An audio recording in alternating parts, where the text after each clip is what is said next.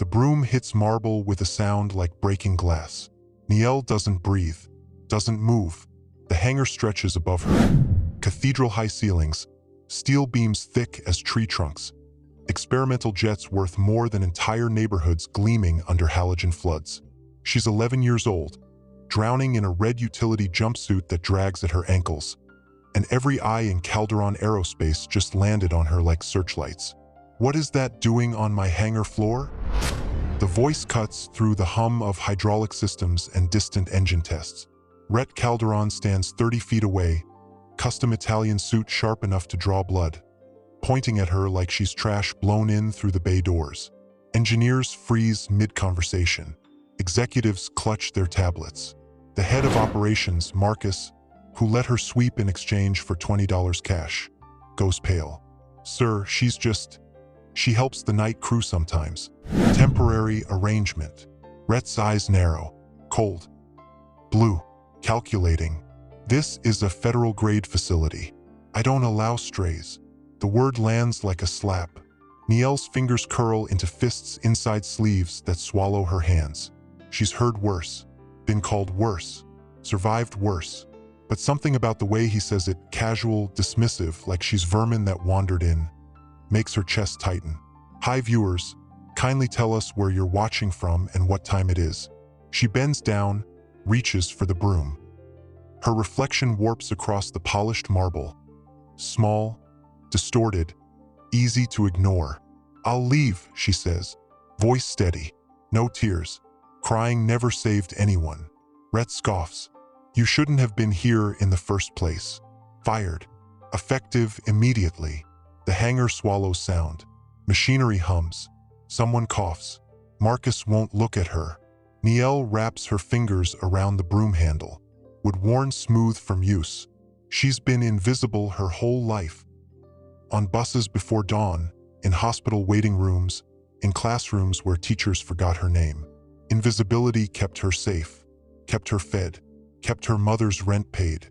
But standing here, fired in front of 50 people, she realizes invisibility has a price. She turns toward the exit. Each step echoes. Then the air changes. At first it's just pressure, a drop that makes her ears pop. Then vibration. Then sound building from nothing into thunder that rattles tools on workbenches and sends papers spiraling off desks. The massive hangar doors shudder. Everyone looks up. Nielle stops walking. She knows that sound, knows it in her bones, in the nightmares that wake her gasping at 3 a.m., in the phantom smell of smoke that sometimes floods her nose for no reason. Rotor wash blasts through the hangar. Hurricane force. A security guard stumbles. Coffee mugs tip. Blueprints scatter like startled birds. The Navy helicopter drops into view outside the facility. Massive, dark green, rotors beating the sky into submission. Not scheduled, not announced. Just there, descending with the weight of authority that makes armed security reach for weapons they don't dare draw. Rhett goes rigid. What the hell? The helicopter touches down. Doors slam open. Personnel pour out. 6 of them, Navy uniforms crisp and pressed, moving with purpose that makes Nielle's pulse spike. A high-ranking officer leads them, silver hair cut military short, eyes scanning the hangar until they lock onto her. Not Rhett, not the billion-dollar jets. Her, Nielle Brooks, her full name, the one buried in classified files. The one that doesn't exist on any school roster or medical form or apartment lease. The name that died in fire and ash 6 years ago when the world forgot she survived. The officer's voice carries over the dying rotors. Respectful, careful, like she's made of glass. We've been looking for you. Nielle's hands tremble. The broom slips from her fingers. Really slips this time, clattering to marble that suddenly feels like it's tilting under her feet. 50 pairs of eyes stare. Mouths hang open. No one moves. Rhett's face drains of color. Actually drains. From tan to gray in seconds flat. His lips part but nothing comes out. The officer approaches. Boots clicking. Other personnel fan out, scanning the facility like they're securing a crime scene. Nielle turns slowly. Her red jumpsuit suddenly feels like armor. like maybe she was never the stray at all. The officer stops 3 feet away, salutes her. "Ma'am, we have orders to bring you in for federal testimony. Your mother's mission, the classified operation, it's been compromised." The hanger tilts, or maybe Niel tilts. She's not sure anymore. Rhett finds his voice. "Wait, what mission? She's just..." The officer cuts him off with a look that could freeze jet fuel. "This child is a protected federal witness, and your company, Mr. Calderon, is in possession of restricted military material connected to her case." The words hang.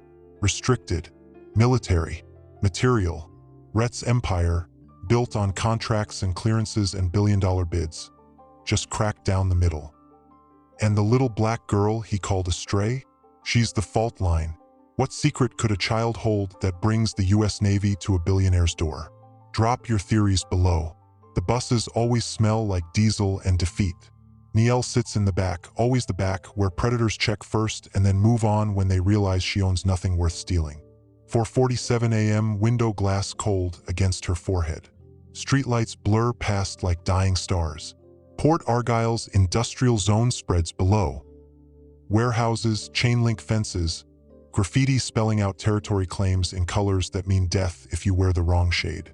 She counts stops. 12 from her apartment complex to the transfer station. 19 more to Calderon Aerospace. 31 total opportunities to disappear. The woman across the aisle coughs. Wet, rattling, the kind that says clinics are too expensive and emergency rooms ask too many questions. Niel knows that cough. Hears it through the wall every night from her mother's bedroom, followed by the creak of bed springs as Mama tries to find a position that lets her breathe. Stage 3. That's what the free clinic doctor said before they stopped returning calls. Stage 3 means time, and time means money, and money means... Niel's fingers find the $20 bill in her pocket, folded tight, still warm from Marcus's hand when he pressed it into her palm last night. "Just sweep the main floor. Don't touch anything. Be gone before sunrise." She was always gone before sunrise. Invisible, the way survival demands. The bus lurches. Brakes scream. Niel grabs the seat in front of her. Vinyl cracked and patched with duct tape. An old man stumbles down the aisle muttering about government surveillance. A teenager with headphones loud enough to hear 3 rows back nods along to music that's all bass and rage. Nobody looks at Niel. She's good at that. Being looked through. Being background. Being the kind of small and quiet that makes people's eyes slide right past. Transfer station. The second bus is worse. Standing room only, bodies pressed close, breath and sweat and desperation mixing into something that coats her tongue. She wedges herself near the back door, holds the overhead rail with both hands even though her arms burn. Mama's medicine costs $63. Rent is $240 overdue. The eviction notice came yesterday. Bright orange paper that might as well have been a countdown timer. Niel does math in her head. Always math. 20 from last night. Maybe 15 more if Marcus lets her come back. Another 10 if she skips lunch for a week. Still not enough. Never enough. The city changes outside the windows. Broken streetlights give way to working ones. Boarded buildings become glass towers. Poverty to wealth in 12 minutes flat, like someone drew a line and declared one side human and the other disposable. Calderon Aerospace rises at the edge of the private airfield. White stone and steel, sun just starting to catch the windows. Beautiful, untouchable, the kind of place that has armed guards and biometric scanners and people who wear watches worth more than her mother's medication. Niel gets off 3 blocks early, walks the rest. She learned that trick 6 months ago when a security guard started asking questions. Stay off cameras, stay off rosters, stay off radar. The maintenance entrance sits behind a dumpster compound. Marcus props it open with a brick between 5:15 and 5:30 a.m. Never longer, never earlier. Niel checks her phone. 5:23 a.m. For minutes. She waits in shadows that smell like coffee grounds and mechanical grease. Her hands shake. They've been shaking for 3 days now. Ever since the nightmares came back. Fire. Always fire. Orange and black. eating metal, screaming so loud her ears rang even after she woke up. And underneath the flames, alarms, proximity warnings. Her mother's voice crackling through radio static. Mayday, mayday, we're going down. Niel presses her palms against her thighs, forces breath in. The nightmares aren't real anymore. Can't be real. That was 6 years ago. Another life, another name, another her that died when the helicopter crashed and the world moved on. 5:28 a.m. The door clicks. Marcus appears, maintenance coveralls, graying hair, eyes that have seen too much to judge anyone's survival tactics. 20 minutes, he says. Main floor only. And kid. I know. Don't exist. He hands her the broom. Their fingers don't touch. No evidence. No connection. The hangar swallows her. Jets lined up like sleeping giants. Marble floors polished to mirrors. Equipment worth more than entire neighborhoods humming on standby. She sweeps in patterns. Systematic, thorough, the way Mama taught her before Mama got sick. Good work is quiet work. Quiet work keeps you safe. But safety is a lie they tell poor children. And today, the lie shatters. Because 30 minutes later, when Rhett Calderon walks in and calls her a stray, when he fires her in front of everyone who matters and no one who cares, the sound starts. Distant. Growing. Rotors beating air into submission. Niel's broom hits marble. Her vision tunnels. She knows that sound the way amputees know phantom limbs. The helicopter.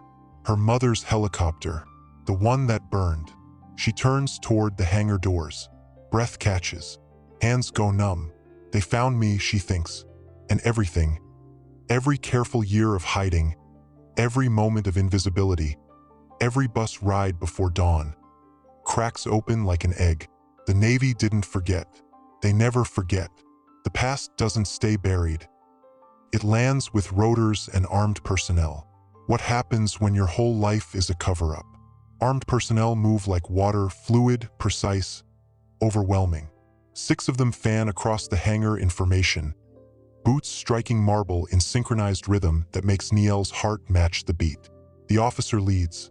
Commander Tay Whitlock, name badge glinting, ribbons on his chest telling stories of wars she's too young to remember.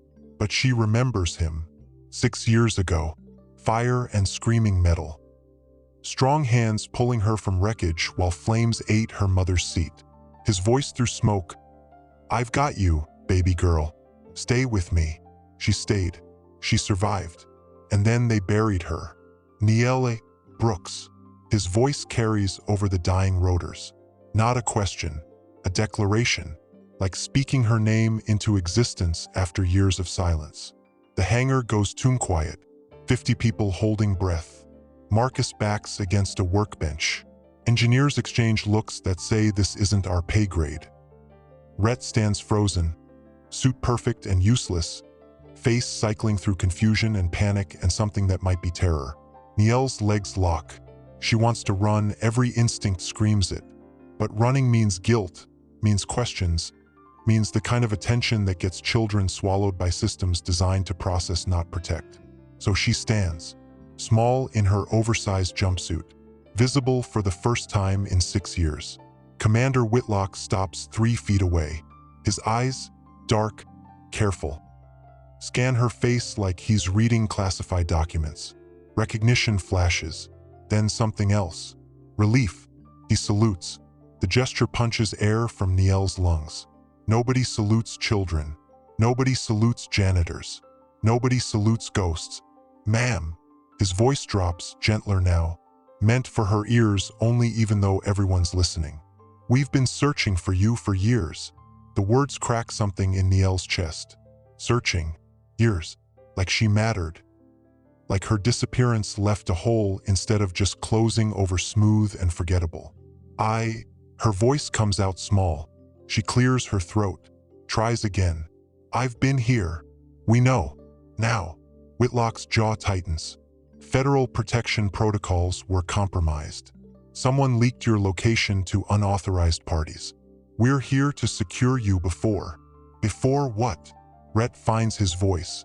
Loud. Demanding. The billionaire swagger creeping back. What is this? Who is she? Whitlock turns slowly. The look he gives Rhett could flash freeze nitrogen. Mr. Calderon, I'm Commander Tay Whitlock, Naval Intelligence. This child is under federal protection as the sole surviving witness to a classified operation that killed 17 Navy personnel, including her mother, Captain Alira Brooks. Captain Alira Brooks. Hearing her mother's rank, her mother's name, spoken aloud after years of silence makes Niel sway. She locks her knees, forces stillness. Rhett's face shifts, color draining. Classified operation? I don't understand what this has to do with. Your company, Mr. Calderon, is currently in possession of wreckage from that operation. Wreckage that was supposed to have been destroyed. Wreckage that contains technology the United States government classified at top secret level. Whitlock's voice goes cold, prosecutor sharp. And according to our investigation, you personally signed the acquisition order 6 months ago. The hangar tilts. Rhett's mouth opens, closes. His lawyer instincts kick in.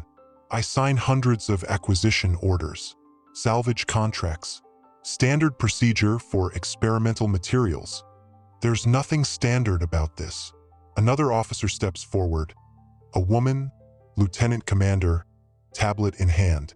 Calderon Aerospace purchased 12 tons of aircraft debris through a shell company in Singapore. That debris includes black box fragments, classified avionics, and structural components from a CH-53E Super Stallion that went down during Operation Copper Shield. Operation Copper Shield. The name Niel isn't supposed to know. The name that appears in her nightmares between the screaming and the fire. An executive near the back tries to edge toward the exit. A Navy guard steps in front of him. Not threatening, just present. A wall in uniform. This is impossible, Rhett says. But his voice wavers. We conduct full legal review on every acquisition. If there was classified material, we would have flagged it. Would you? Whitlock's question hangs. Or would you have done what you've built your empire doing? Finding loopholes, exploiting gray areas, asking forgiveness instead of permission? Rhett's face goes red, then white. The shift happens so fast Niel tracks it like weather. Marcus speaks for the first time, voice shaking. Sir, Commander, we didn't know. The girl, she just needed work. I let her sweep. That's all. Whitlock's expression softens. You're not under investigation, Mr. Hayes. Niel's presence here is coincidence. But it's a coincidence that forced our hand. How? Rhett demands. How would you even know she was here? Because she told us. Every head swivels to Niel. She swallows. Her voice comes out steady despite her hammering heart. I recognized parts. From the wreckage. In the testing facility. 3 weeks ago. The testing facility. Where Marcus brought her once to empty trash cans. Where she saw metal twisted in ways that lived in her memory. Specific bends, specific burns, specific scoring patterns that matched the nightmare she couldn't escape. You filed a report? Rhett's voice climbs. You, a child, had access to. She used the Navy's anonymous witness line. Whitlock interrupts. Provided details that matched our classified after-action reports. Details no one outside that helicopter should know. He turns back to Niel. Something like pride crosses his face. You remembered the tail number. She did. 161234. Stenciled on the fuselage. Visible through smoke as she dangled from Commander Whitlock's arms. Burned into her brain like a brand. This is insane, Rhett says. But he's talking to himself now. To the Empire cracking under his feet. Lieutenant Commander checks her tablet. Mr. Calderon, we have warrants to seize all materials related to Acquisition Order CA 7749. We also have questions about your vendor relationships and due diligence protocols. You'll need to come with us. I'm not going anywhere without my lawyers. You're not under arrest. Yet. Whitlock's tone makes the word yet echo. But this facility is now a federal investigation site. Everyone will need to provide statements. Executives pull out phones. Security looks to Rhett for orders he can't give. Marcus sinks onto a workbench, head in hands. And Niel stands in the center of it all, the little black girl in a borrowed jumpsuit, watching a billionaire realize that power has limits. Whitlock crouches to her level. Eye to eye. Niel, we're going to get you somewhere safe. Run some medical checks. Talk through what you remember. Is that okay? She nods. Words feel too big for her throat. You did good, he says quietly. Calling us. Remembering. Your mama would be proud. The past tense would be splits her open. She blinks fast. No tears. Not here. Not in front of 50 strangers. But then Whitlock does something unexpected. He reaches into his jacket, pulls out a photograph, hands it to her. The image is faded, creased. A woman in navy dress blues, dark skin and bright smile, holding a tiny baby wrapped in yellow blankets. Her mother, holding her. We found this in her locker, Whitlock says. After. Thought you might want it back. Niel takes the photograph with shaking hands. Her mother's face, younger, unbroken, alive, stares up at her. Behind them, investigators begin photographing equipment. Executives argue with lawyers over phones. Rhett stands alone, empire collapsing, watching the child he called a stray hold evidence of everything he didn't know, everything he couldn't see, because he never looked. And in that moment, as Navy personnel secure the facility and reporters start gathering outside and Calderon Aerospace's stock begins its freefall, Niel finally understands. She was never the stray. She was the storm. When the child you ignored holds the key to your empire's destruction, who's really powerless? Comment below. 6 years earlier, different sky, different continent, same fire. The helicopter shudders. Alarms scream. Proximity warnings, mechanical failure, hydraulic loss. Captain Alira Brooks grips the controls with hands that stopped shaking 2 combat zones ago. Sweat stings her eyes. Radio static fills her headset. Command screaming orders that mean abandon mission, abandon civilians, abandon the 37 children huddled in the cargo hold behind her. Negative tower. We have cargo. Living cargo. I'm not leaving them. The co-pilot, Lieutenant Chun, 26, father of 2, checks instruments with hands that are shaking. Captain, we've got maybe 3 minutes of hydraulics left. The landing zone is hot. We can't. We can. Alira's voice cuts through chaos. Calm. Certain. The voice that made her the youngest black woman to command Special Operations Aviation. We're going down controlled or we're going down screaming. I choose controlled. The CH-53E Super Stallion groans. Metal fatigue singing through the airframe. They took ground fire over the border. Anti-aircraft rounds that punched through the belly and severed lines carrying the fluid that keeps rotors turning and birds flying. Behind her, children cry. 5-year-old Niel pressed against the cargo netting, small hands gripping until knuckles go white. Other children, orphans from the collapsed refugee camp, evacuated against direct orders because orders don't account for small bodies and terror-wide eyes. Mama! Niel's voice barely carries over the alarms. Alira doesn't turn around. Can't. Needs both hands on controls that fight her like living things. I'm here, baby. Close your eyes. It's going to get loud. Loud is an understatement. The hydraulics fail completely. Warning lights paint the cockpit red. The helicopter drops. Controlled becomes uncontrolled in 3 seconds flat. Brace! Chin shouts. The world tilts. Sky becomes ground, becomes sky. Children scream. Metal screams louder. The rotor tears free. 6 tons of spinning death that misses the fuselage by inches. They hit hard. Desert floor punching up through the belly. Alira's head snaps forward. Her harness catches. Ribs crack. She feels them go, sharp and bright. The cockpit crumples. Glass explodes inward. Then stillness. Terrible stillness. Dust settling. Alarms dying. Breath rattling. Chan. Alira's voice comes out wet. Blood in her mouth. She spits. Status. No answer. She turns or tries to. Her neck screams protest. Chun hangs in his harness. Head wrong angled. Eyes open and empty. Gone. No. The word rips from her. She reaches for him. Can't. Her legs won't move. Something heavy pins them. She looks down. The control panel folded like paper. Crushing. Trapping. Behind her, children sob. Niel screams for her. Mama! Mama! I'm okay, baby. The lie sticks in Alira's throat. She's not okay. Blood pools under her seat. Her legs are gone. Not severed, but ruined. She knows the difference. Knows she's not walking out of this bird. Smoke starts. Thin wisps from the engine compartment. Then thicker. Black.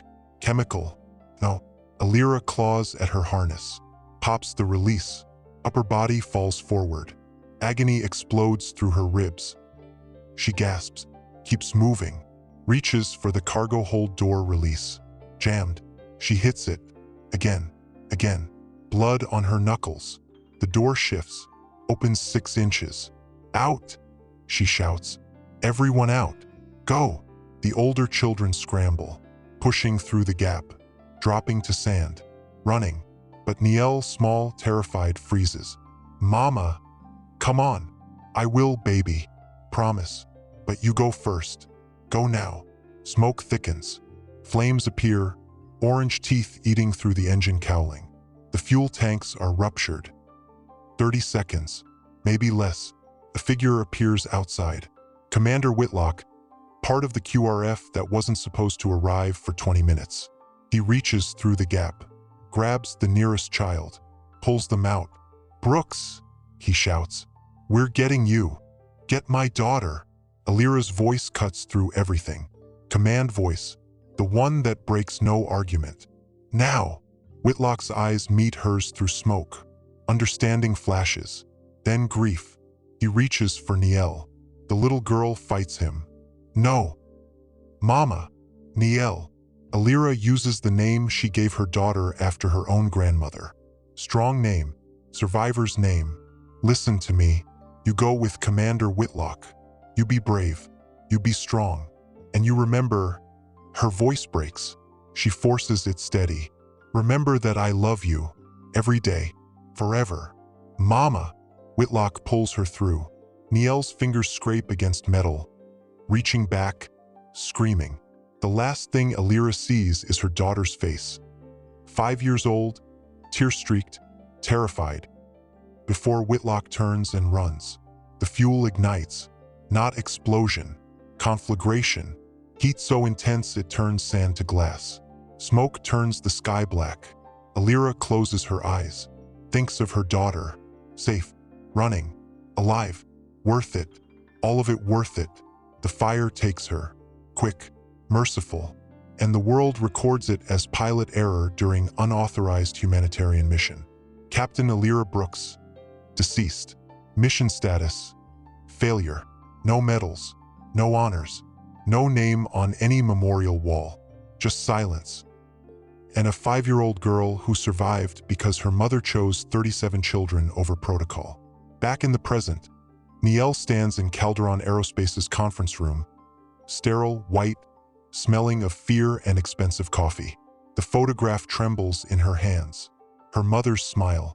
Her mother's uniform. Her mother's choice. Commander Whitlock sits across from her. Tablet open. Recording device blinking red. Tell me what you remember, he says gently. Niel looks up. Eyes dry now. Voice steady. Everything. I remember everything. The door opens. A federal investigator enters. Folder thick with documents. Behind him, through the window, news vans multiply like bacteria. And somewhere in this building, Rhett Calderon sits in a room with lawyers who can't fix what he broke. Because the little girl he fired? She carries truth that can't be buried twice. Some memories don't fade, they burn. What happens when the past refuses to stay silent? The wreckage sits in Calderon Aerospace's secure testing facility like a metal graveyard. Twisted aluminum, scorched titanium, components arranged on examination tables under harsh fluorescent lights that make shadows knife-sharp. Niel stands at the observation window. Commander Whitlock beside her. Through reinforced glass, federal investigators photograph every bolt, every wire, every burned fragment. That's it, she whispers. Points to a section of tail rotor. That bend. I remember it. When Commander Whitlock carried me away, I looked back. The whole tail section was folded like that. The investigator, a woman named Dr. Sanchez, metallurgist, Navy civilian contractor, looks up, makes a note. Her assistant marks the component with an evidence tag. Whitlock speaks into his phone. Confirmed visual identification by primary witness. Tag reference November 7/7. Primary witness, capital letters. Official designation for the little girl whose testimony carries weight measured in national security classifications. Rhett watches from the back of the observation room. Lawyers flank him. 3 of them, suits sharp, expressions grim. His CFO stands nearby, phone pressed to ear, voice low and urgent. Stock price discussions. Damage control. The mathematical language of empire collapse. This is impossible, Rhett says. Not to anyone specific, just to the air. To the universe that stopped making sense. We have systems, protocols. Every acquisition goes through legal review, customs verification, export compliance. Someone circumvented your systems, Mr. Calderon. The lead federal investigator, Special Agent Torres, FBI Counterintelligence Division, doesn't look up from his tablet. The shell company that sold you this material dissolved 2 days after the transaction. Accounts emptied. Paper trail leads to offshore entities that don't legally exist. That's not possible. We verify.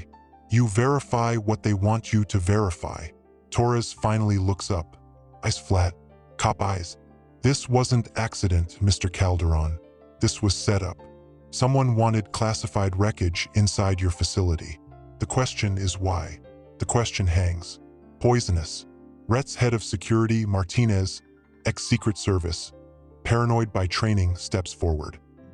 If this was deliberate, we're talking about a sophisticated intelligence operation. Foreign actors, corporate espionage, someone with resources to falsify international shipping documents or someone inside who knew exactly what they were buying. Torres lets the implication breathe. Rhett goes rigid. I have built this company on integrity, on innovation, on being first to market regardless of cost.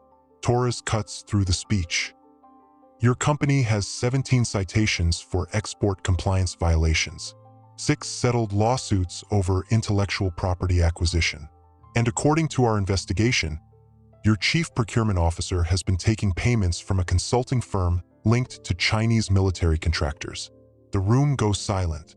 Even the lawyers stop typing. That's... Rhett's CFO pulls the phone from his ear. Jason? Jason Chin. Jason Chin. Torres nods. Your CPO for 8 years. Signed off on acquisition CA 7749 personally.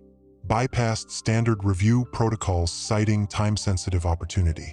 The same Jason Chun who wired $200,000 to an account in Macau the day after this wreckage arrived. Rhett sits down. Just sits. Like his legs forgot how to hold him. His empire isn't collapsing.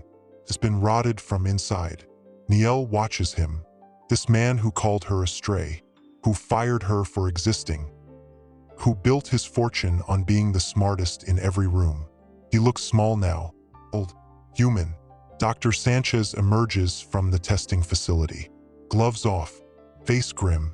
Commander, we've confirmed serial numbers on the engine components. Definitely Super Stallion 742, the bird that went down during Operation Copper Shield. But there's something else. What? Explosive residue. Not from the crash. From deliberate charges placed on critical structural points. Her voice drops. This helicopter didn't fail mechanically. It was sabotaged. The words detonate like ordnance. Whitlock goes statue still. You're certain? Residue signatures match RDX-based military explosives. Small charges, precisely placed to sever hydraulic lines and compromise structural integrity mid-flight. Made to look like combat damage or mechanical failure. Niel's vision tunnels. Her mother didn't die because the helicopter failed. Someone killed her. Whitlock's hand finds Niel's shoulder. steady, grounding. Who had access to that bird before the mission? According to maintenance logs, Dr. Sanchez checks her tablet. 6 mechanics, all cleared personnel. But logs were amended 2 days after the crash. Original signatures erased. Cover up. Torres says it like fact. Question is whether it was foreign operation or internal corruption. Or both. Martinez speaks quietly. Everyone turns. If Chun was compromised, if he brought classified wreckage into this facility deliberately, then whoever sabotaged that helicopter 6 years ago might have been trying to recover evidence. Evidence that got scattered across 2 continents and eventually ended up here. The logic clicks into place. Horrible. Perfect. Black box. Nielle's voice cuts through. Small but certain. You're looking for the black box. Every adult stares. The helicopter had a black box, she continues, steady. Remembering. I heard Mama talking about it before the mission. Said it was modified. Recording more than flight data. Recording conversations. Locations. She said. Nielle's breath catches. She said if anything happened, the black box would prove they were ordered to leave those children. Silence. Then Torres moves fast. Radio to his lips. All teams. Search parameters updated. Primary objective. Black box flight recorder. Modified unit. Possibly labeled with non-standard designation. The testing facility explodes into motion. Investigators tearing through wreckage. Moving components. Scanning with handheld detectors. Rhett stands slowly. Walks to the window. Stares at the remains of his company's integrity scattered across examination tables. I didn't know, he says. To himself. To Nielle. To whatever God might be listening. I swear I didn't know. But you didn't ask. Nielle's words land soft but final. You saw cheap opportunity. You took it. You didn't ask where it came from or who got hurt. You just took. Rhett flinches. Doesn't argue. Can't argue. Because she's right. Found something. An investigator shout. Everyone rushes to the window. He holds up a component, small, reinforced, scorched but intact. Military designation stenciled on the side. The black box. 6 years buried. 6 years hidden. 6 years of silence. Torres keys his radio. Secure that recorder. Priority Alpha. Get it to NSA cryptography immediately. Whitlock crouches to Nielle's level. Whatever's on that recorder, whatever your mother captured, it's evidence now. Real evidence. The kind that can't be buried or burned or forgotten. Nielle nods. Grips the photograph of her mother tighter. Through the window, investigators seal the black box in a protective case. Armed guards move to escort it. This small piece of metal that holds truth measured in lives lost and justice denied. And Rhett Calderon stands beside the window, watching his empire dissolve, finally understanding what the little black girl knew all along. Some things can't be bought. Some truths won't stay hidden. And the smallest voice can shatter the loudest empire. But in a government building 30 miles away, someone watches security footage of Calderon Aerospace on multiple screens. Watches the Navy arrive. Watches investigators secure evidence.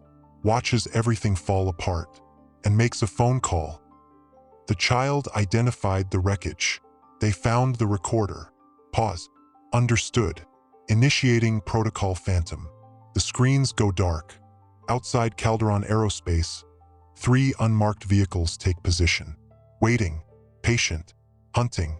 When buried secrets surface, someone always wants them buried again. How far will they go to keep the truth silent? Rhett's penthouse smells like money dying. Leather furniture, custom art, floor-to-ceiling windows overlooking Port Argyle's glittering skyline. All of it meaningless now. He stands at the window, still wearing yesterday's suit, wrinkled and damp with sweat. His phone buzzes. 47th call in 3 hours. He doesn't answer. Stock ticker scrolls across the muted television. Calderon Aerospace down 63%. Trading halted twice for volatility. CNBC analysts using words like catastrophic and criminal negligence and corporate collapse. His lawyer, Patricia Okoye, partner at one of Manhattan's top firms, sits on the couch reviewing documents. She's been reading for 90 minutes without speaking.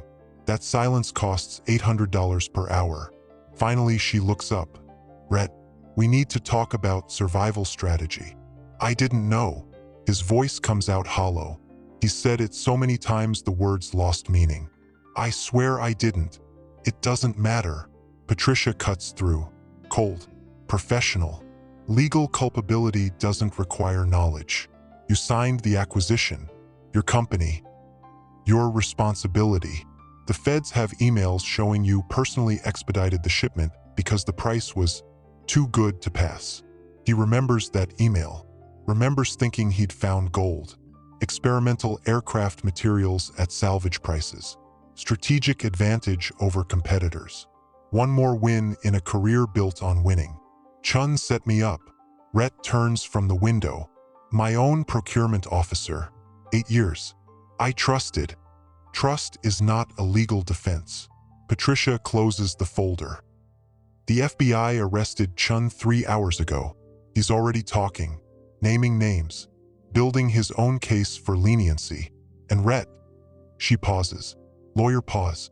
The kind that precedes devastation. Your name is all over his testimony. The room tilts. Rhett sits, just drops into the nearest chair. He's saying you knew? He's saying you created an environment where corners got cut, where ethics took a backseat to profit, where asking questions meant losing opportunities. Patricia's voice stays level. And the evidence supports it. 17 compliance violations, 6 settled lawsuits, a corporate culture built on moving fast and apologizing later. That's business. That's how you compete. That's how you go to prison. She leans forward. The little girl you fired? Niele Brooks? She's testifying before a federal grand jury tomorrow. Her mother died because someone sabotaged that helicopter. Your company bought wreckage from that crash. Chun took money from foreign actors to acquire that wreckage. You signed off without proper vetting. Connect those dots, Rhett, because the Justice Department already has. Silence. Deep. Suffocating. Rhett's mind goes to places it hasn't been in 30 years. Foster homes. Group facilities. Counselors who saw him as a file number. The constant hunger. The hand-me-down clothes. The knowledge that nobody wanted him, nobody cared, nobody would save him. He saved himself. Clawed his way out. Built an empire on the ashes of that abandoned child. And somewhere along the way, he became the kind of man who abandoned other children. I need to make this right, he says quietly. Patricia stares. Make it right? Rhett, you're facing federal conspiracy charges, asset seizure, criminal liability. The board already voted to remove you. Making it right is a luxury for people who aren't about to lose everything. Then I'll lose everything. The words surprise him, surprise her. But I won't let that little girl think. His voice cracks. She looked at me. After the Navy came, after everything, and she said, you didn't know who I was, and you didn't care. That's worse. Rhett, she's right. He stands, paces. I didn't care, didn't see her, just saw a problem, a liability, something that didn't belong. I fired her in front of 50 people, called her. The word sticks, called her a stray. Patricia watches him, calculating. What are you thinking? I'm thinking about the man I used to be, before the money, before I convinced myself that ruthlessness equaled strength. Rhett stops at his desk, opens the bottom drawer, pulls out a photograph, faded, creased. A 10-year-old boy in clothes 2 sizes too big, standing outside a group home. Empty eyes, no smile. Him, 35 years ago. I was her, he whispers. Poor, invisible, discarded. And I survived by promising myself I'd never be weak again. Never be vulnerable. Never let anyone make me feel small. So you made other people feel small instead. Patricia says it without judgment. Just fact. Rhett nods. Shame burns through his chest. Real shame. The kind that can't be bought off or settled out of court. His phone buzzes again. Text from his CFO. Board meeting tomorrow. They're demanding your resignation. Signed. He types back. Give it to them. I'm done. Patricia's eyes widen. Rhett, if you resign now, you admit culpability. You lose any leverage. I don't want leverage. He sets the phone down. I want to face what I did, who I became, and I want. He looks at the photograph of young Niel and her mother, the one Commander Whitlock showed him in the conference room, the one he hasn't been able to forget. I want to do something that matters more than my empire. Like what? Rhett walks to his laptop, opens a document he's been drafting since 3 a.m. when sleep became impossible. The words blur. He blinks, reads them aloud. I'm transferring controlling interest of Calderon Aerospace into a new foundation, the Brooks Initiative, focused on children of fallen service members, trauma recovery, education guarantees, housing support, everything those kids need that the government promises and never delivers. Patricia goes still. That's corporate suicide. That's redemption. Rhett saves the document, or the start of it. Maybe. The board will fight you. Shareholders will sue. You'll lose billions. I already lost everything that mattered. He turns, meets her eyes. I lost my humanity somewhere between the group homes and the penthouse. And a little girl in a borrowed jumpsuit just showed me exactly when. Outside, Port Argyle glitters. Beautiful, merciless. The city that rewards winners and forgets losers. Rhett spent his life being a winner. Time to remember what losing taught him. His phone rings. Unknown number. He answers. Mr. Calderon. The voice is mechanically distorted. Unrecognizable. You have something that belongs to us. We'd like it back. Ice floods Rhett's veins. Who is this? The black box. The child's testimony. We can make your legal problems disappear. Complete immunity. Restored reputation. All we need is your cooperation. Cooperation doing what? Losing evidence. Forgetting conversations. Being the man you've always been.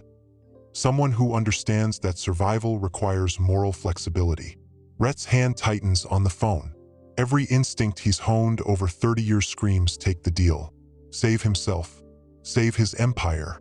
But then he sees it. In the window's reflection. The photograph of young Niel. Her mother's smile. The truth that refuses to stay buried.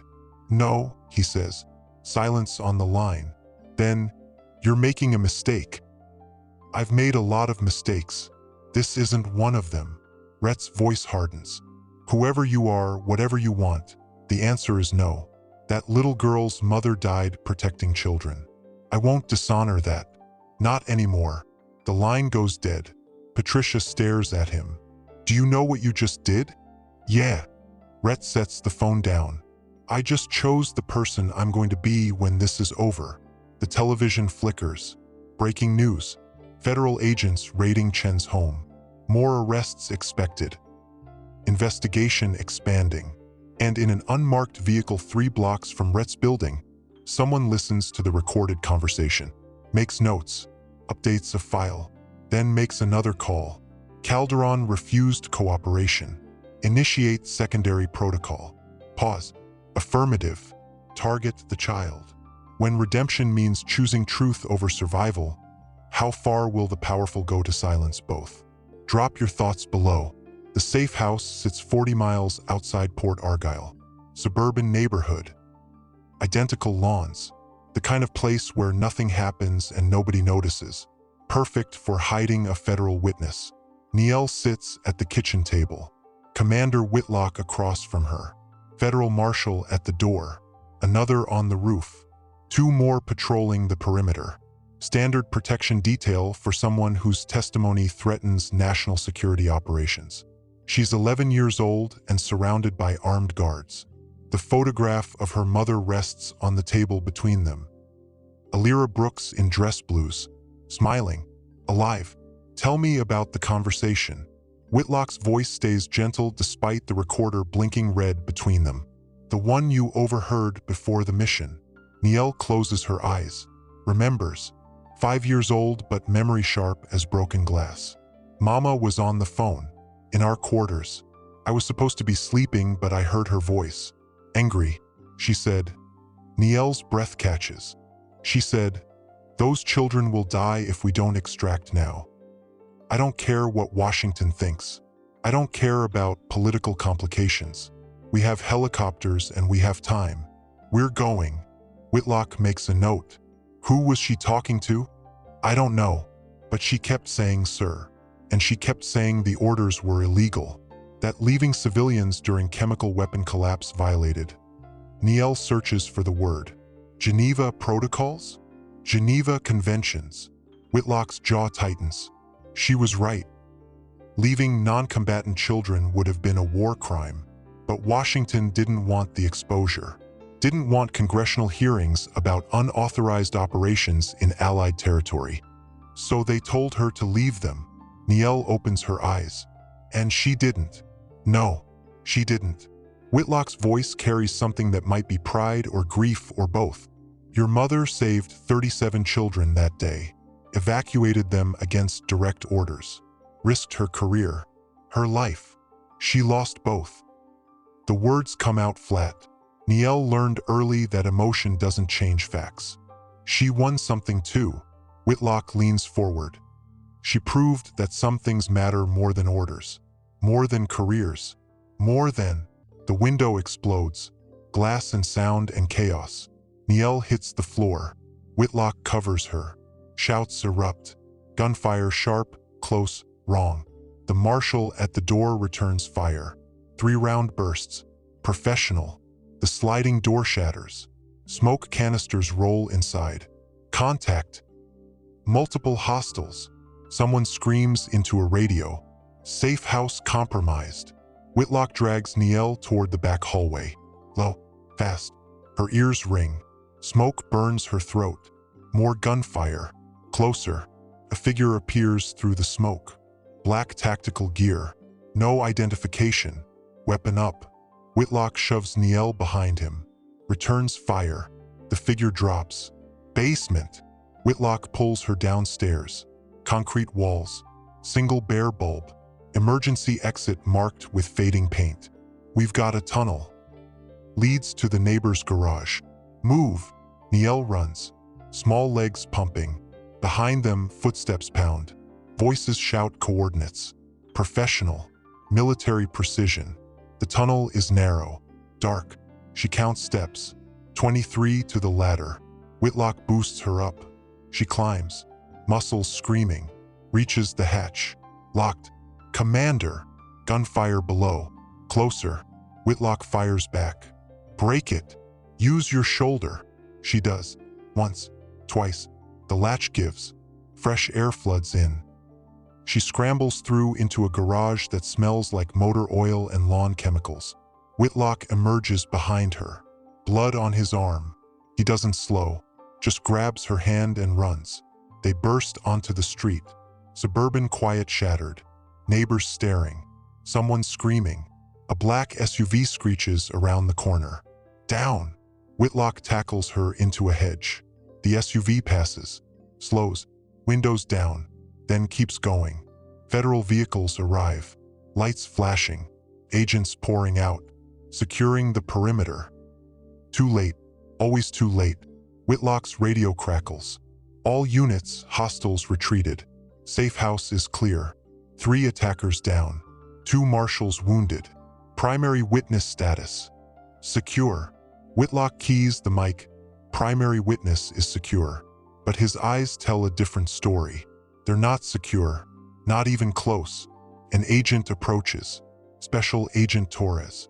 Face grim. Commander, we need to move her. Now, someone leaked the safe house location. How? Whitlock stands. Pulls Nielle with him. This location was need to know. 5 people total, which means one of those 5 is compromised. Torres scans the street. Or all of them. We can't trust the security protocols anymore. Nielle's hands shake. She forces them still. Mama's voice in her memory. Fear is information. Use it. Don't let it use you. Where do we go? Whitlock asks. We're working on it. But until we identify the leak, Torres stops. Phone to his ear. Listens. His face goes white. Understood. Evacuate immediately. He grabs Whitlock's arm. The black box. Someone tried to access it at the NSA facility. Simultaneous with this attack. Coordinated operation. Did they get it? No, but they killed 2 guards trying. Torres pulls them toward a waiting vehicle. This isn't about covering up anymore. This is about erasing every piece of evidence that Operation Copper Shield was sabotage. And the child is evidence. Whitlock says it like fact. Torres nods. The most dangerous kind. The kind that talks. They pile into the vehicle. Armored. Reinforced. 3 escort cars front and rear. The convoy pulls out fast. Lights dark. Moving through suburban streets like ghosts. Niel sits between 2 federal agents. Both armed. Both watching windows like threats hide in every shadow. She thinks about her mother. About defying orders. About choosing right over safe. Whitlock's phone buzzes. He checks it. Goes still. Shows Torres. A message from an unknown number. The child testifies tomorrow. She won't make it to the courthouse. Simple. Direct. Promise dressed as threat. Torres forwards it to his team. All protection protocols to maximum. No one gets close. No one. But Niel knows something they don't. Something she learned on buses before dawn and in hospital waiting rooms and in every moment of being poor and invisible and expendable. Danger doesn't announce itself. It just arrives. Across the city, in a luxury office with windows overlooking the financial district, someone watches news coverage of the safe house attack. CNN showing bullet holes and shattered glass and federal agents everywhere. A phone rings. They answer. The girl survived. So did the black box. Pause. Then we escalate. No more subtlety. No more half measures. The courthouse will be a slaughter. That's excessive. That's necessary. This goes all the way to the Pentagon, to cabinet level. We have 48 hours before she testifies and the whole operation unravels. The voice hardens. Kill the girl. Destroy the evidence. Bury this once and for all. The line disconnects. Outside, Port Argyll glitters. Innocent. Beautiful. Unaware that tomorrow, federal courthouse steps will become a battlefield. And an 11-year-old girl will either survive long enough to speak truth, or become another casualty buried under classified silence. When the powerful wage war against one child's voice, who decides what truth is worth dying for? Comment your thoughts. The foundation announcement happens at 9 a.m. in a hotel conference room that costs more per hour than Niel's mother made in a month. Press everywhere. Cameras. Microphones. Reporters shouting questions before Rhett even reaches the podium. He looks different. No custom suit. Just khakis and a button-down shirt. No stylist. No prepared remarks loaded into a teleprompter. Just him and a single sheet of paper that trembles in his hands. Patricia Okoye stands to the side. Still his lawyer. Still skeptical. But here, Rhett clears his throat. My name is Rhett Calderon. I built Calderon Aerospace from nothing into a multi-billion-dollar company. I did it through hard work, innovation, and he stops, crumples the prepared speech. I did it by forgetting where I came from. The room goes quiet. I grew up in foster care, group homes. The system that's supposed to protect children but mostly just warehouses them. I was hungry. I was invisible. I was told every day that I didn't matter. His voice cracks. And I survived by promising myself I'd never be that vulnerable again. Never be that weak. Never be... He looks directly at the cameras. Never be the kind of person who could be fired for existing. Someone coughs. Reporters exchange glances. 3 days ago, I fired an 11-year-old girl, Niel Brooks. She was sweeping floors in my facility, trying to earn money for her sick mother. And I called her... Shame floods his face. I called her a stray, in front of 50 people. I humiliated her because she was poor, because she didn't belong, because she reminded me of everything I spent 30 years trying to forget. The confession hangs. raw, unpolished. Then the Navy arrived, and I learned that the little girl I fired, the child I dismissed as worthless, was the daughter of Captain Elira Brooks, a hero who died saving 37 children, a hero the government buried to avoid political scandal, a hero whose sacrifice I unknowingly dishonored by acquiring wreckage from her crash. Cameras flash, furious typing. This is the soundbite, the headline, the fall. I can't undo what I did, can't take back those words, can't restore what I took from Niele Brooks. Rhett's hands grip the podium, but I can do this. Effective immediately, I'm transferring controlling interest of Calderon Aerospace, currently valued at $1.3 billion, into a new foundation, the Brooks Initiative. Gasps, actual gasps. Financial reporters lose their minds. The foundation will provide full support for children of fallen military personnel, education, housing, medical care, trauma counseling, everything the government promises and doesn't deliver, everything those children deserve and rarely receive. He pauses, and it will be run by people who actually understand what those children need. Not billionaires, not bureaucrats, people who lived it. A reporter shouts, "Mr. Calderon, this leaves you with what assets?" "My integrity, if I can rebuild it." Rhett steps back. "That's all I have to say." The press erupts, questions flying. Patricia grabs his arm, pulls him toward the exit. Security forms a wall. In the hallway, Patricia rounds on him. "Do you understand what you just did? You gave away your company, your leverage, my empire built on shortcuts and ego." Rhett interrupts. "Yeah, I understand. And I'd do it again." His phone buzzes. Unknown number. Again. He answers. "Impressive performance, Mr. Calderon." The distorted voice. Same as before. "Very noble. Very public. Very stupid. I told you, I'm not helping you. We're not asking for help anymore. We're delivering a message." The Brooks girl testifies in 3 hours. Federal courthouse. Downtown. Heavy security.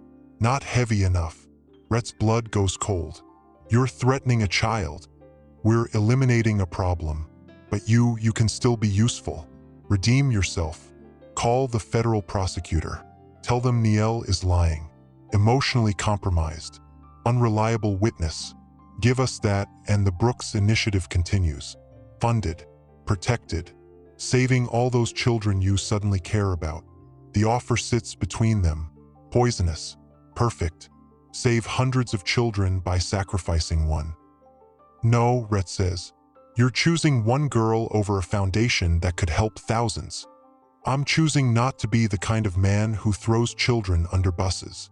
Rhett's voice hardens. "Not anymore. You want to hurt her? You go through me first." The line goes dead. Patricia stares at him.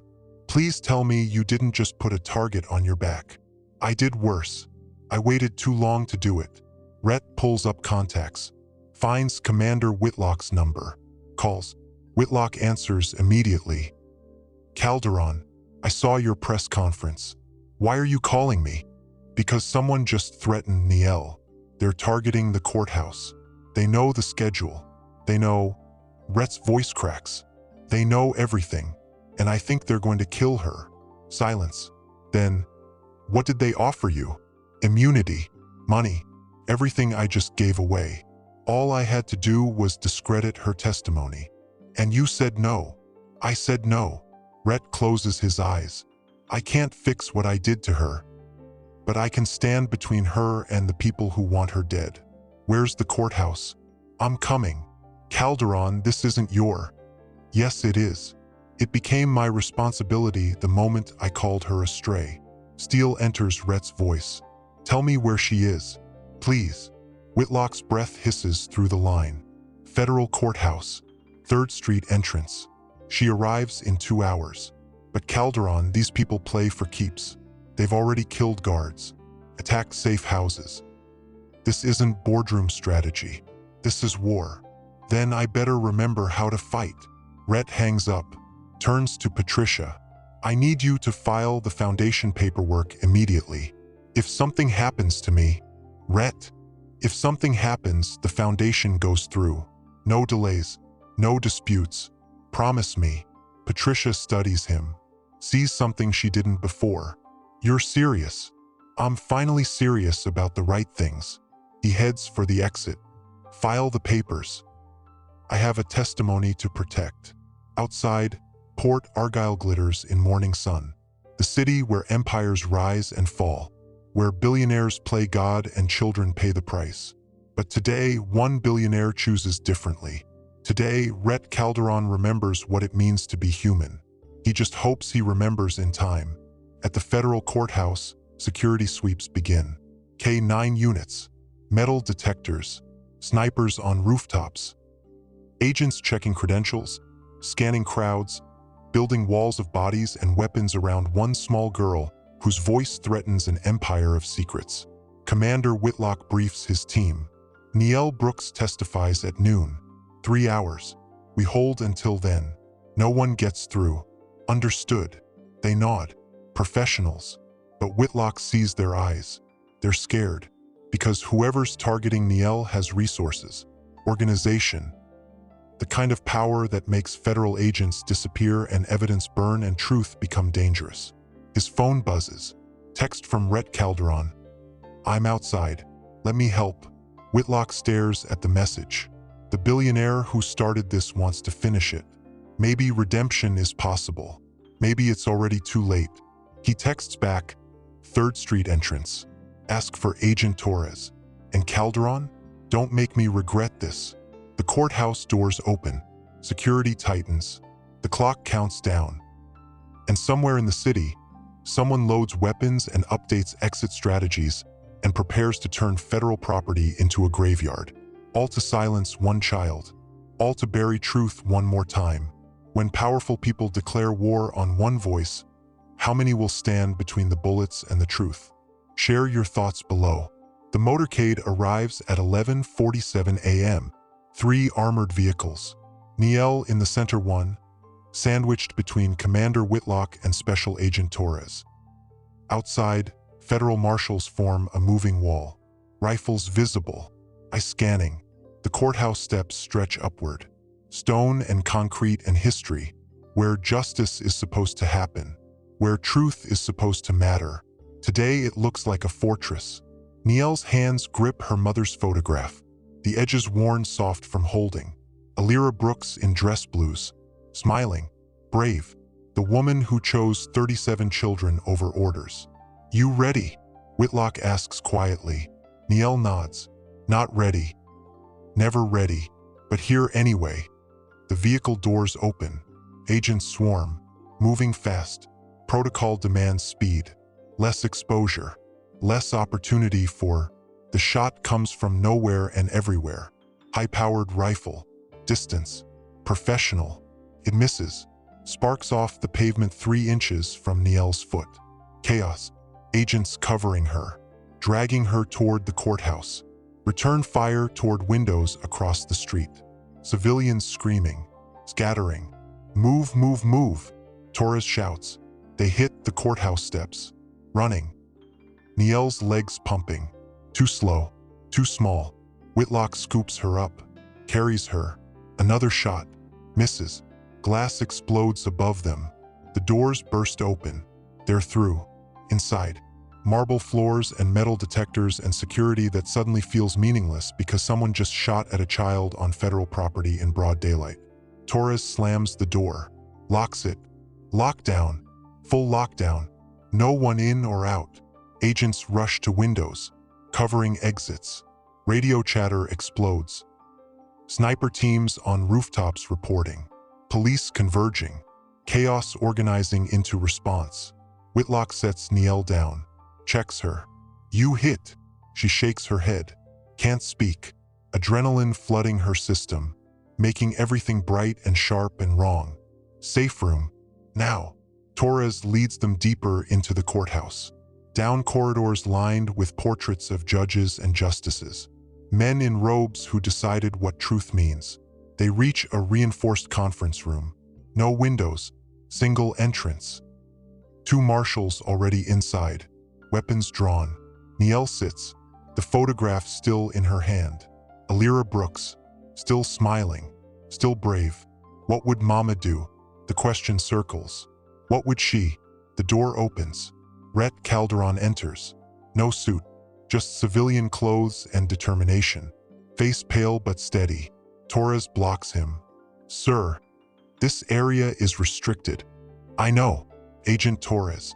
We spoke on the phone. Rhett meets Nielle's eyes. I'm here to help. Nielle stares. The man who fired her, called her a stray, humiliated her in front of everyone, standing here, in the line of fire, for her. Why? Her voice comes out small. Rhett kneels, slow, deliberate. I level, because I was wrong, about everything, about you, about who matters and who doesn't, about what strength means. He swallows hard. Your mother saved children because it was right, not because it was safe. And his voice breaks. I need to learn how to do that, how to be that, how to choose right over easy. Nielle studies him, searching for lies, finding only shame and desperate sincerity. They tried to kill me, she says quietly. I know. They threatened to kill you if I didn't discredit your testimony. Rhett's hands tremble. Offered me everything I gave away. All I had to do was call you a liar. What did you say? I said no, and then I came here. He looks at Whitlock. I want to help protect her, however I can. I'm not military, not trained, but I can. He stops, helpless. I can stand in front of bullets if that's what it takes. Torres exchanges looks with Whitlock. Mr. Calderon, we appreciate the sentiment, but she's 11 years old. Rhett cuts through. Her mother died protecting children. I built an empire by forgetting that children like her exist, that they matter, He turns back to Nielle. I don't know how to fix what I did, what I said, but I know this. When you walk into that grand jury room, I want to be outside that door, knowing I finally did one thing that mattered more than my empire. Silence fills the room. Then Nielle speaks. Small voice, heavy words. You didn't know who I was, and you didn't care. That's worse. Rhett flinches. You're right. It is worse. I can't change that. But I can. He stops. Breathes. I can spend whatever time I have left trying to care, trying to see, trying to be the kind of person who protects instead of dismisses. Nielle looks at the photograph. Her mother's smile. Her mother's choice. Forgiveness isn't instant, she thinks. But growth has to start somewhere. She nods. Once. Small. Acknowledgement, not absolution. Rhett's eyes close. Relief or grief or both. Testimony starts in 8 minutes, Torres announces. We need to move her to the grand jury room. Security check first. They stand. Agents forming a protective box around Nielle. Rhett moves to the perimeter. No training, no weapon, just presence. Just the statement, I'm here, finally here. The hallway outside is silent, too silent. Federal courthouse at midday should hum with activity. Instead, nothing. Where is everyone? Whitlock's hand goes to his weapon. Torres checks his phone. Face goes white. Bomb threat. Main entrance. They evacuated the East Wing. That's where the grand jury room is. Whitlock keys his radio. All units, possible diversion. Stay alert. Primary witness moving to. The lights go out. Emergency lighting kicks in. Red and pale. Casting everything in blood. Contact. Someone shouts from ahead. Gunfire. Close. Inside the building. They breached. Torres grabs Nielle. Alternate route. Judge's chambers. Move. They run. Agents front and rear. Nielle between them. Rhett staying close. No training but not leaving. Not this time. More gunfire. Behind them. Ahead. Coordinated assault. Multiple entry points. How many? Whitlock shouts into radio. Unknown. 6 confirmed hostiles. Military gear. They're pushing toward. Static. The line goes dead. They hit a stairwell. Down. Deeper. Sublevel where judges park. Secure area. Should be secure. The figure appears. Black tactical gear. Weapon up. Whitlock fires first. The figure drops. They keep moving. Breath ragged. Nielle's heart hammering. Behind them, explosions. Flashbangs. Suppressing fire. They're not trying to kill her. Torres realizes. They're hurting us. Away from the grand jury. Why? Rhett gasps. Because if she doesn't testify, there's no formal record. Everything stays classified. They win. They burst into the parking garage. Concrete pillars. Shadows. 3 vehicles waiting. Engines running. In. Now. Torres shoves Nielle toward the nearest vehicle. She climbs in. Whitlock beside her. Torres at the wheel.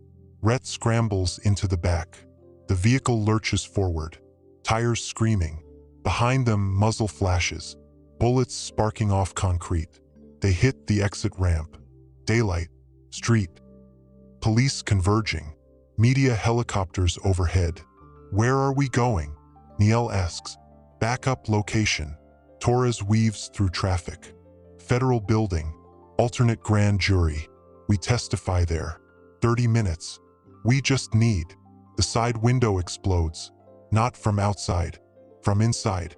Agent in the passenger seat, one of their own, weapon drawn. Pointed at Torres. Stop the car. Now. Betrayal. The leak. Inside their own team. Torres doesn't stop. Yanks the wheel. The vehicle swerves. Rhett lunges forward. Grabs the agent's weapon. They struggle. The gun goes off. Once. Twice. Torres slumps.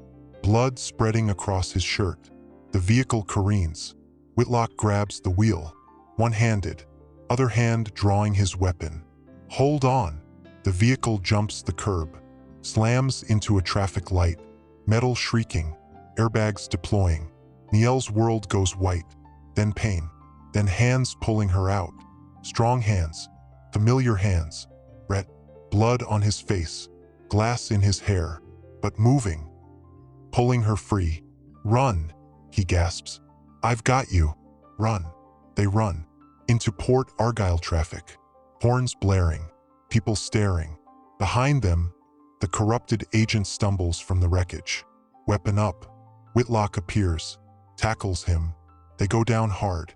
Fighting for the gun. Rhett pulls Nielle into an alley. Deep. Narrow. Dumpsters and fire escapes. This way. He doesn't let go of her hand. Doesn't slow.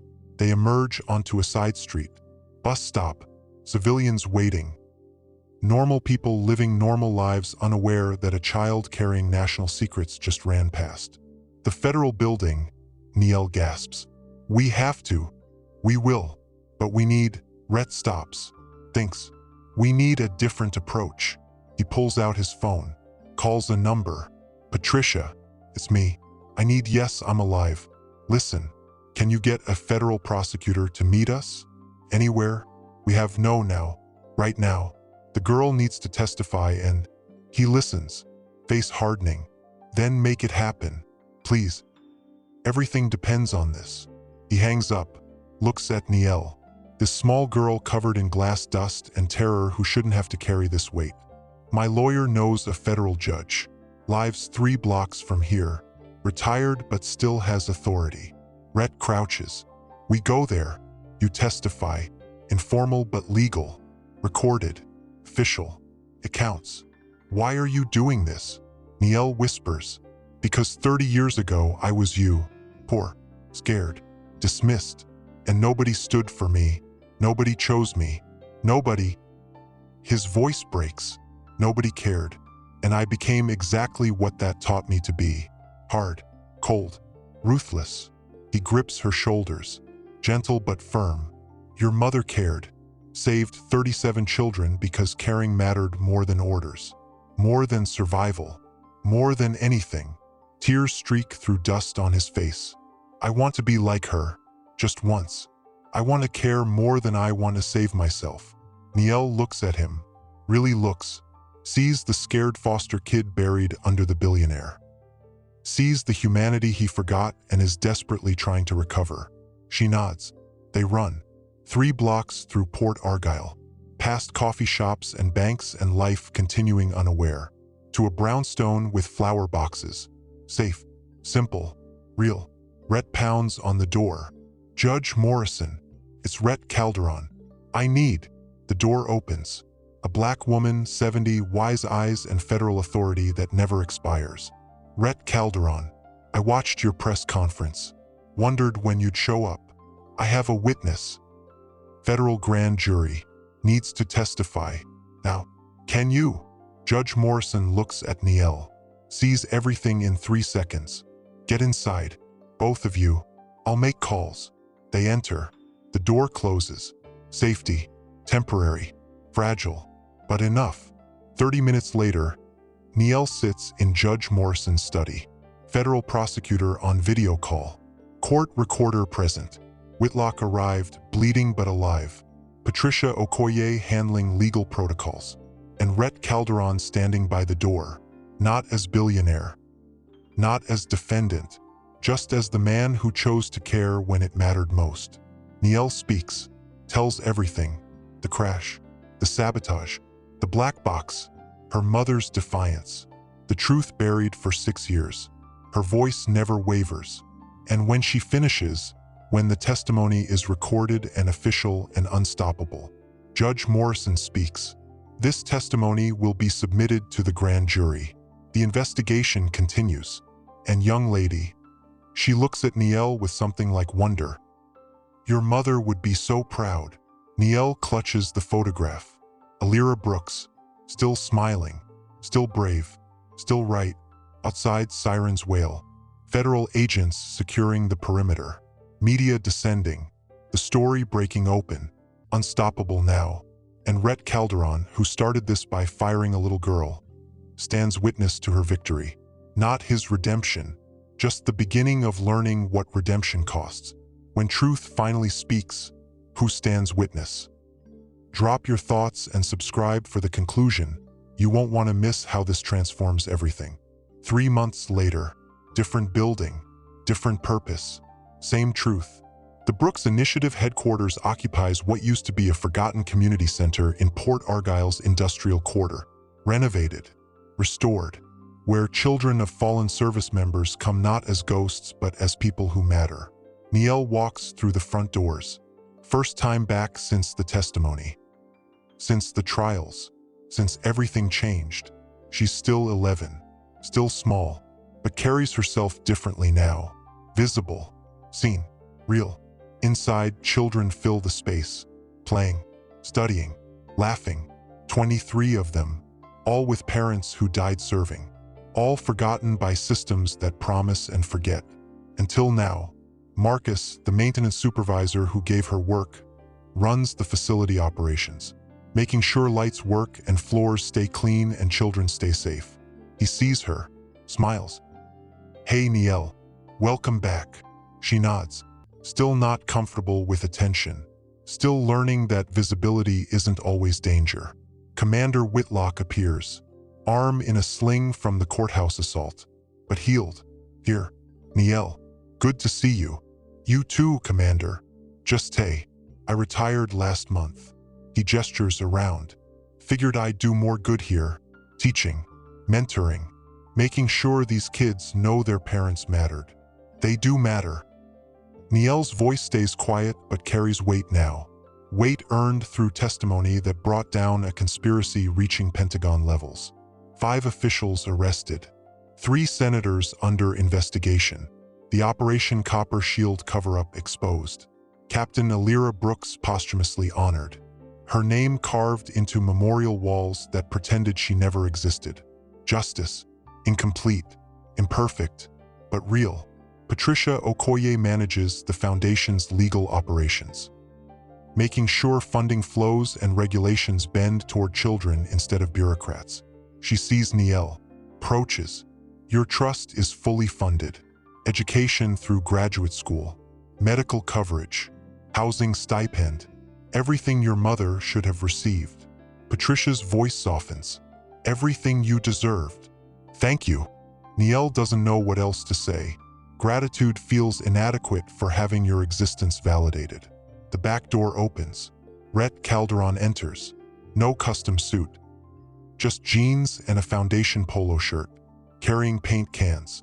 He's been here every day for 3 months, fixing, building, serving, not as penance, as transformation. He sees Niel, stops. They haven't spoken since Judge Morrison's study, since everything went official and legal and distant.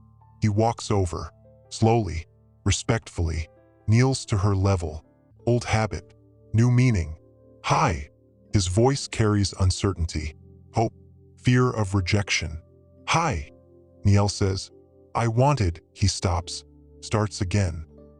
I wanted to thank you for letting me be part of this, for not, his voice catches, for not giving up on the idea that people can change. Niel studies him, this man who called her a stray, who fired her for existing, who then stood in front of bullets because he finally understood that caring costs everything and means more. You're different, she says quietly. I'm trying to be. Rhett's hands twist. Every day, trying to remember what it felt like to be 11 and invisible.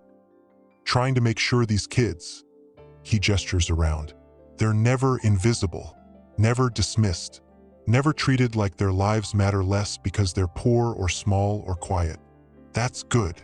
Niel's voice stays steady. That matters. Does it matter enough? The question hangs. For forgiveness? Not now. Maybe not ever. But someday? Niel looks at her mother's photograph. She carries it everywhere now. Alira Brooks, hero, validator. Proof that one person choosing right changes everything. Forgiveness isn't something you earn, Niel says. Words that sound older than 11. Wiser. It's something I give when I'm ready. Maybe tomorrow. Maybe years. Maybe never. Rhett nods. Accepts.